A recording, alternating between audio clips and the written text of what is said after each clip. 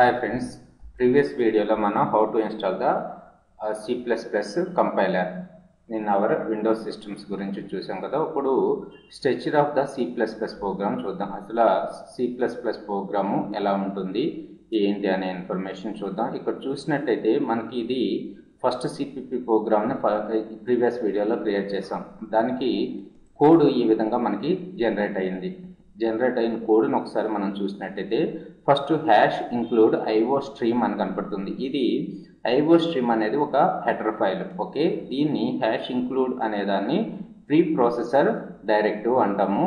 So అవి ఎందుకు use అవుతాయి అనేది మన ప్రోగ్రామ్ని బట్టి మనకు కావాల్సిన హెడర్ ఫైల్స్ని ఇంక్లూడ్ చేసుకుంటూ ఉంటాం అన్నమాట. ఓకే, ప్రీ ప్రాసెసర్ ఈ ఐఓ స్ట్రీమ్ ఐఓ స్ట్రీమ్ అనే హెడర్ ఫైల్లో మనకు కావాల్సిన ఎస్టీడీ నేమ్ స్పేస్, అలాగే కౌంటు, సిఅవుట్, ఓకే, సిఅవుట్ అనే ఫంక్షన్, ఇవన్నీ కూడా ఐఓ స్ట్రీమ్ అనే హెడర్ ఫైల్లో ఉంటుంది. దాన్ని మనం ప్రీ ప్రాసెసర్ డైరెక్టివ్ అంటే హ్యాష్ ఇంక్లూడ్ ద్వారా మన ప్రోగ్రాంలోకి ఇంక్లూడ్ చేసుకున్నాం. తర్వాత యూజింగ్ నేమ్ స్పేస్ ఎస్టీడీ అని కనపడుతుంది. సో స్టాండర్డ్ లైబ్రరీ, ఓకే, ఈ ఎస్టీడీ అనే నేమ్ స్పేస్ని మన ప్రోగ్రాంలోకి ఇంక్లూడ్ చేసుకున్నాం యూజింగ్.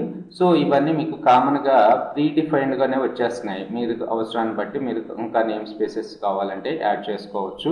అవన్నీ కూడా ఏమేమి నేమ్ స్పేస్ అవసరం అవుతాయి, ఏమేమి header files pre processor directives అవసరం అవుతాయి, ఇవన్నీ కూడా మనం కమింగ్ వీడియోస్లో మనం చేసే ప్రోగ్రామ్స్ని బట్టి తెలుసుకుందాం. తర్వాత ఎవ్రీ C++ ప్రోగ్రామ్కి ఒక మెయిన్ ఫంక్షన్ అనేది ఉంటుంది. 2 మెయిన్లు 3 మెయిన్లు ఉండవు, ఒకటే మెయిన్ ఫంక్షన్ ఉంటుంది. ఇది ఇంట్ మెయిన్ అంటే ఈ మెయిన్ ఫంక్షన్ ఇంటిజర్ని రిటర్న్ చేస్తుంది అనమాట. ఇక్కడ చూసినట్టయితే ఇంట్ మెయిన్, ఓకే, తర్వాత ఓపెన్ అండ్ క్లోజింగ్ బ్రేసెస్ పెట్టాము, అంటే బ్రేసెస్, ఓకే, బ్రాకెట్, రైట్. తర్వాత సిఅవుట్ అంటే సిఅవుట్ మనం స్క్రీన్ మీద ఏదైతే ప్రింట్ చేయాలనుకుంటున్నామో సిఅవుట్ ఫంక్షన్ ద్వారా మనం ప్రింట్ చేయొచ్చు. ఈ సిఅవుట్ అనే ఫంక్షన్ మనకి ఎస్టీడీ అనే నేమ్ స్పేస్లో ఉంటుంది. ఇక్కడికి వచ్చి చూసినప్పుడు మనకి ఇలా పాపప్ వస్తుంది కదా, టూల్ టిప్ వస్తుంది.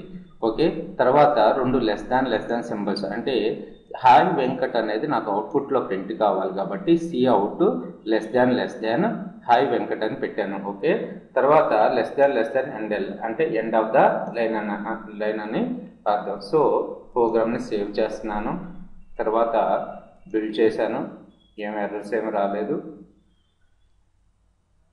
తర్వాత ప్రోగ్రామ్ని రన్ చేస్తున్నాను. రన్ చేస్తే హాయ్ వెంకట్ అనే మనకి కనపడింది. నాకు ఇప్పుడు ఇంకో సిఅవుట్ కావాలి. Cout less than please subscribe my channel.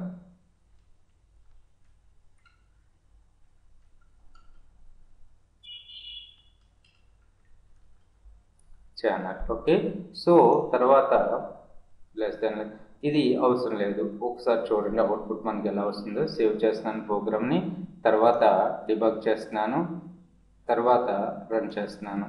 Okay, hi Venkat, sorry.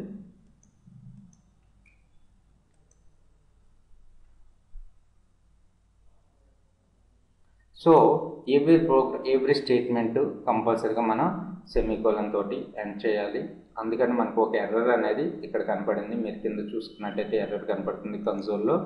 So save, compile చేస్తున్నాను. మళ్ళీ కంపైల్ చేస్తే 1 ఎర్రర్, బిల్డ్ విత్ 1 ఎర్రర్ ఏమొస్తుంది.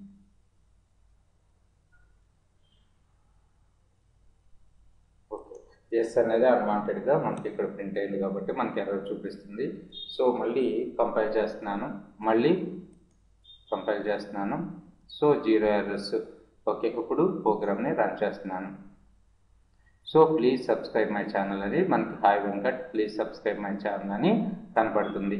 ఓకే, ఇక్కడ ఎండ్ ఎల్ లేకపోతే ఏమవుతుంది, ఎండ్ ఆఫ్ ద లైన్ చూడండి. ఇప్పుడు సేవ్ చేస్తున్నాను, కంపైల్ చేస్తున్నాను, రన్ చేస్తున్నాను. Okay, hi Venkat please subscribe my channel అని ఒకటే లైన్లో మనకి డిస్ప్లే అవుతుంది. ఒకటే లైన్లో డిస్ప్లే కాకుండా మనకి వేరు లైన్స్లో డిస్ప్లే కావడానికి ఎండ్ ఎల్ అనే ఒక ఫంక్షన్ మనకి యూజ్ అవుతుంది. లేదు అనుకుంటే మీరు ఈ ఎండ్ ఎల్ బదులుగా మీరు /n అని కూడా డిక్లేర్ చేసుకోవచ్చు. /n, సారీ, ఇది backward slash n. So save చేస్తున్నాను. మీరు ఇలా కాకుండా ఇక్కడ బిల్డ్ అండ్ రన్ అని ఉంది కదా, దీన్ని క్లిక్ చేసినట్టయితే బిల్డ్ అయిపోయి మనకి ప్రోగ్రామ్ అనేది రన్ అయిపోతుంది. ఇప్పుడు న్యూ లైన్లో మనకి అవుట్పుట్ అనేది ప్రింట్ అయింది. ఈ విధంగా రిటర్న్ 0 అంటే ఇది integer function, integer main function కాబట్టి సో మనం ఫైనల్గా రిటర్న్ 0 అని మెన్షన్ చేసాము. సో ఇవి ఒక్కొక్కసారి ఆప్షనల్, మీరు ఒక్కోసారి పెట్టకపోయినా మీకు ప్రోగ్రామ్ అనేది రన్ అవుతుంది. సేవ్ చేస్తున్నాను, బిల్డ్ చేస్తున్నాను, సో రన్ చేస్తున్నాను. పెట్టకపోయినా రిటర్న్ 0 అని పెట్టకపోయినా మీకు రన్ అవుతుంది కాబట్టి కాకపోతే యాజ్ ఏ ప్రోగ్రామింగ్ స్ట్రక్చర్ ప్రకారం మనం ఇలా మెయింటైన్ చేయాలి. ఓకే, ఇవన్నీ ఎందుకు చేస్తున్నాం ఏంటి అనేది మీకు C++ మీద కంప్లీట్ గ్రిప్ వచ్చిన తర్వాత మీకు ఐడియా వస్తుంది. సో మీకు ఒక చిన్న హోంవర్క్ ఇస్తున్నాను. మీకు ఏం కావాలి, నాకు అవుట్పుట్లో ఏం ప్రింట్ కావాలంటే వెల్కమ్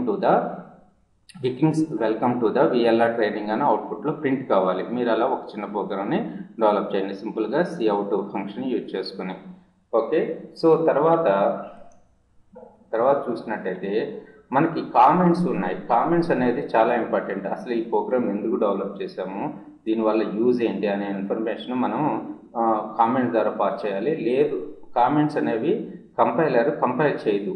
ఓకే, కానీ ఈ ప్రోగ్రామ్ని ఎవరన్నా ఎడిట్ చేయాలని వచ్చినప్పుడు అసలు ఈ ప్రోగ్రామ్ ఎందుకు డెవలప్ చేసాము, ఏ ఫంక్షన్స్ యూజ్ చేసాము అనే ఇన్ఫర్మేషన్, ఎవరు డెవలప్ చేశారనే ఇన్ఫర్మేషన్ అన్నీ కూడా ఎవరైతే ప్రోగ్రామర్ మళ్ళీ దీన్ని రీప్రోగ్రామ్ చేస్తున్నాడో వాళ్ళకి తెలియడానికి యూజ్ అవుతుంది. So single line comments purpose 2 forward slashes పెట్టుకుని, so this program is my first programme.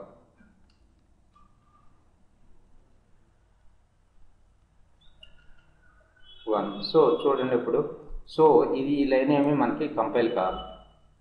Okay, so build and run కొడుతున్నాను. సో ఇక్కడ ఏం కంపైల్ కాదు. అదే మీకు మల్టీ లైన్ ప్రోగ్రామ్స్ కావాలి అనుకుంటే, మల్టీ లైన్ కామెంటింగ్ కావాలి అనుకుంటే ఫార్వర్డ్ స్లాష్ చూడండి